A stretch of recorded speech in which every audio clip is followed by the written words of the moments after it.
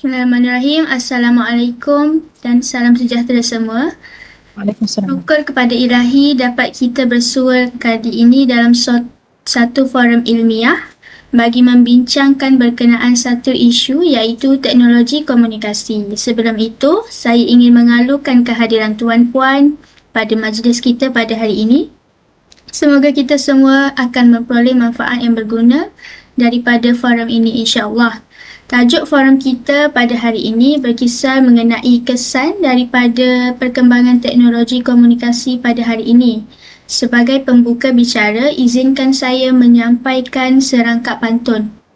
Pergi ke Ipoh membawa ketupat, membawa bersama keropok roka. Teknologi komunikasi banyak manfaat. Mari bincangkan buruk baiknya.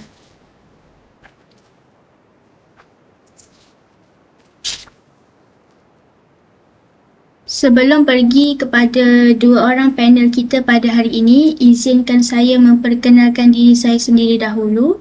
Nama saya Wan Nur Syamira binti Wan Rahim, ID 283926, merupakan pelajar BPM di UUM. Panel kita yang kedua ialah Nur Hafizah binti Muhammad Diah, ID 290227 dan juga merupakan pelajar BPM di UUM. Panel kita yang ketiga ialah Noraini binti Masarudin, ID 290429, kos BCom. Saya Wan Syamira merupakan moderator kita pada forum kita pada kali ini dan juga merupakan panel yang pertama lah. Sebagai pengenalan, saya akan menjelaskan mengenai tajuk kita pada hari ini iaitu teknologi komunikasi. Teknologi komunikasi adalah satu istilah yang menggambarkan saling hubungan antara manusia yang berlandaskan kepada teknologi, alat bantu gerak sesuatu maklumat sama ada mesej, pesanan, perasaan ataupun fikiran supaya ianya disampaikan dengan jelas kepada penerima.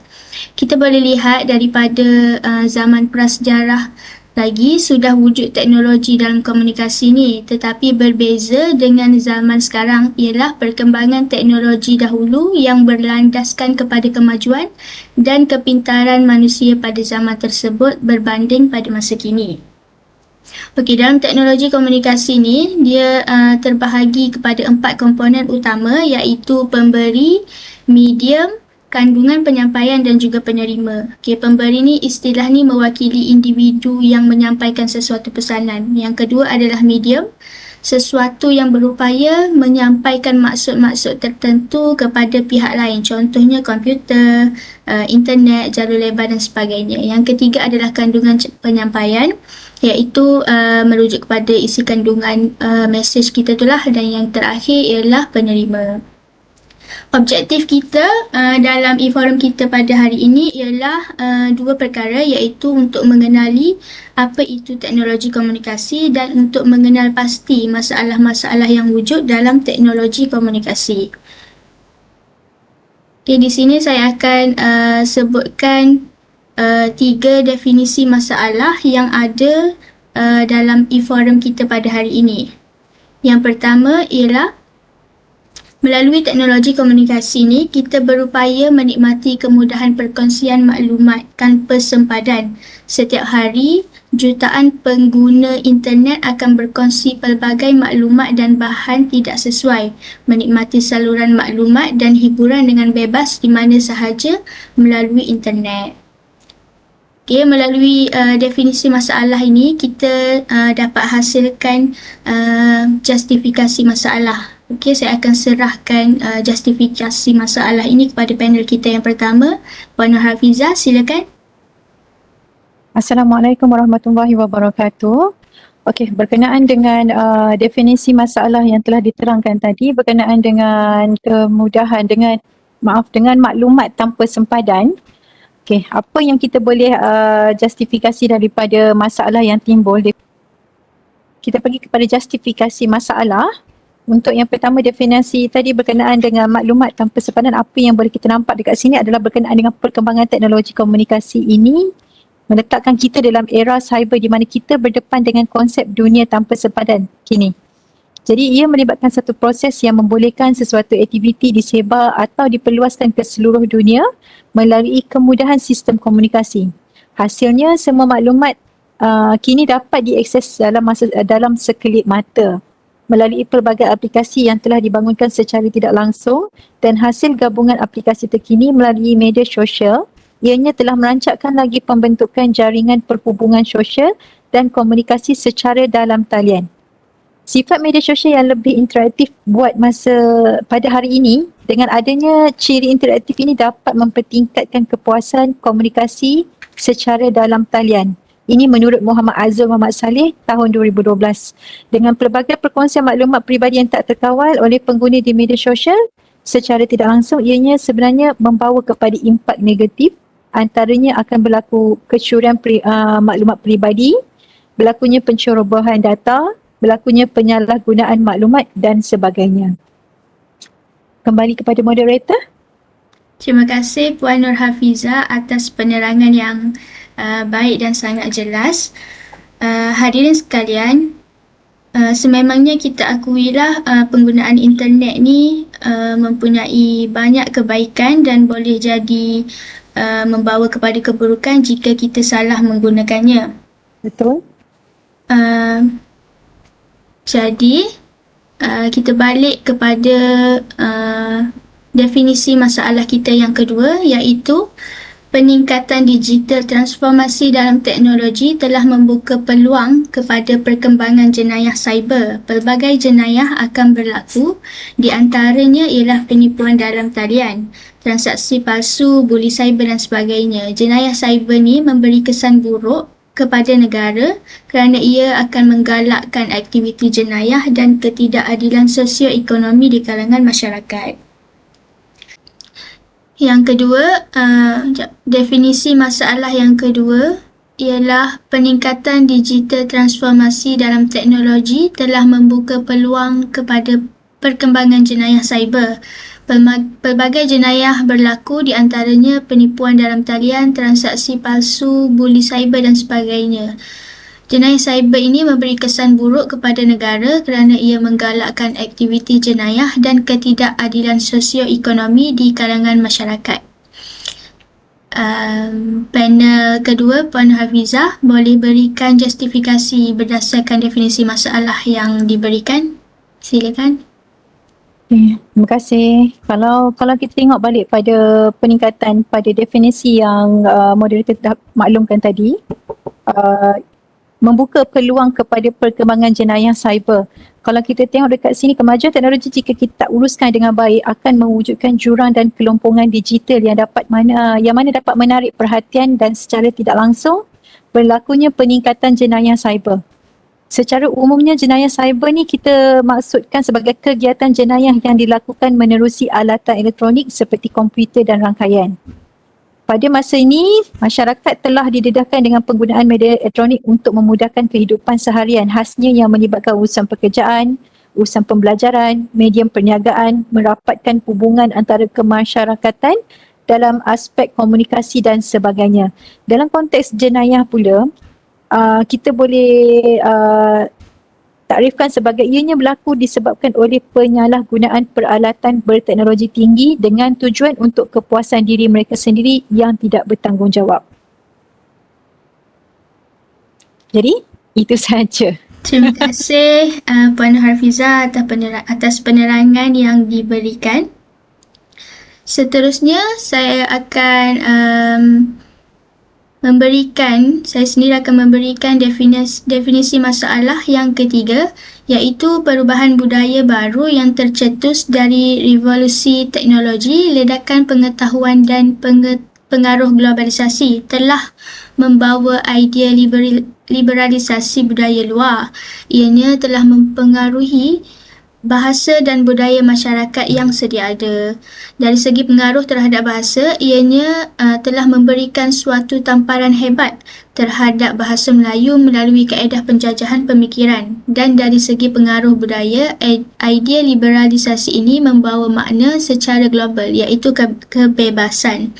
Dan jika kita amati, Istilah bebas ini kepada suatu perkara yang melintasi sempadan norma sedia ada. Berdasarkan definisi masalah yang saya berikan ini, justifikasi masalah ialah kepesatan Kepesatan teknologi komunikasi pada masa kini menyaksikan pelbagai liputan meluas di seluruh dunia mengenai hak kebebasan bersuara. Setiap individu bebas untuk menyatakan dan melahirkan pendapat masing-masing. Dalam hal ini, semua pihak perlu bijak memastikan hak kebebasan bersuara ini tidak disalahgunakan bagi mencapai matlamat yang bertentangan, khususnya dengan agama. Kini antara hak kebebasan bersuara yang dituntut adalah tiadanya sekatan dalam melakukan apa-apa perkara bagi seseorang individu atau dalam kata lain, hak kebebasan persamaan. Salah satunya, kini banyak pergerakan yang cuba mendesak agar golongan seks, songsang, lesbian, gay, bisexual dan transseksual LGBT diberikan pengiktirafan agar mereka tidak terus didiskriminasikan dalam mendapatkan hak kesamarataan seperti orang biasa. Itu antara justifikasi masalah berdasarkan definisi masalah yang ada lah. Okey, kita teruskan dengan Puan Noraini, panel kita yang ketiga. Bolehkah Puan ulas mengenai isu dan contoh dalam teknologi komunikasi? Silakan. Okay. Terima kasih kepada moderator. Terima kasih juga telah memberi kesempatan kepada saya untuk bersama-sama dalam forum ini.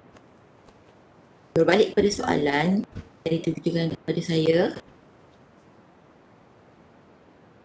isu seperti yang pertama, penggunaan sistem. Penggunaan adalah satu pencerobohan yang dibuat oleh individu atau kumpulan yang dipanggil pengodam atas komputer tanpa mendapat keizinan daripada pelayan rangkaian komputer tersebut. Peningkatan aktiviti ini boleh mengakibatkan masyarakat terdedah dengan ancaman dan sabotaj secara maya. Biasanya data dan maklumat sulit akan diperoleh oleh para pengodam untuk melakukan sesuatu yang mendatangkan manfaat kepada diri mereka. Selainnya, proses sosialisasi.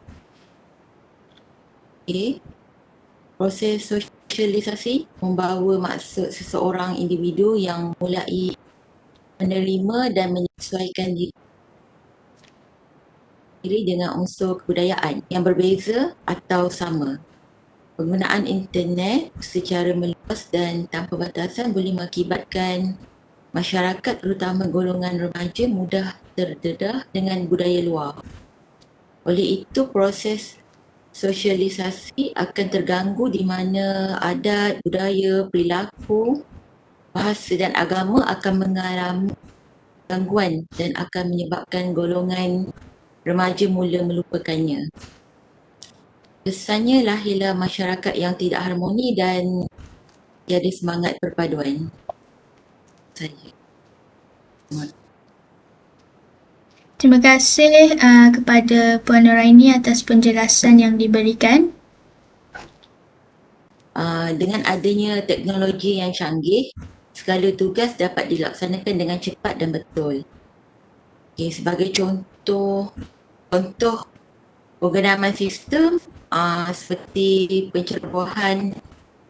Contoh penggunaan sistem seperti pencerobohan, mengguna dan mengubah suai ciri-ciri perkatasan, perisian atau mana-mana komponen sesebuah sistem tanpa pengetahuan, arahan atau persetujuan mana-mana pihak. Ia termasuk capaian tanpa kebenaran, pencerobohan laman web, melakukan kerosakan kepada sistem, pindaan data dan pindaan kepada konfigurasi sistem. Yang kedua, pemalsuan. Pemalsuan dan penyamaran identiti yang banyak dilakukan dalam penghantaran mesej melalui email termasuk penyalahgunaan dan pencurian identiti, pencurian maklumat dan penipuan. Seterusnya, ancaman. Gangguan dan ancaman melalui pelbagai cara iaitu email dan surat yang bermotif personal dan atas sebab tertentu. Seterusnya, spam. Spam adalah email yang dihantar ke akaun email orang lain yang tidak dikenali penghantar dalam satu masa dan secara berulang kali. Ini menyebabkan kesesakan rangkaian dan tindak balas menjadi perlahan. Dan yang terakhir, pelanggaran dasar. Penggunaan aset ICT bagi tujuan kebocoran maklumat dan mencapai maklumat yang melanggar dasar keselamatan ICT. Itu antara contoh-contoh lah isu yang berkaitan. Kembali pada moderator. Terima kasih Puan Nuraini atas penjelasan yang diberikan. Dengan apa yang kita dah ulas dan bincangkan dalam di forum pada kali ini, dapat saya simpulkan bahawa teknologi komunikasi sudah berada dekat dengan kita dan sudah pun menjadi salah satu perkara penting untuk urusan seharian kita. Ianya boleh memberi kesan yang baik jika kita menggunakannya dengan cara yang baik dan boleh juga jadi sebaliknya. Sebelum kami mengundur diri, terimalah serangkap pantun dan indah daripada saya. Tuailah padi antara masak, esok jangan layu-layuan. Intailah kami antara nampak, esok jangan rindu-rinduan. Salam hormat, semoga kita bertemu lagi. Akhir kata, orang putih, orang Pakistan. Terima kasih, syukran jazilan. Wabillahi taufiq wal hidayah. Assalamualaikum warahmatullahi wabarakatuh. Terima kasih.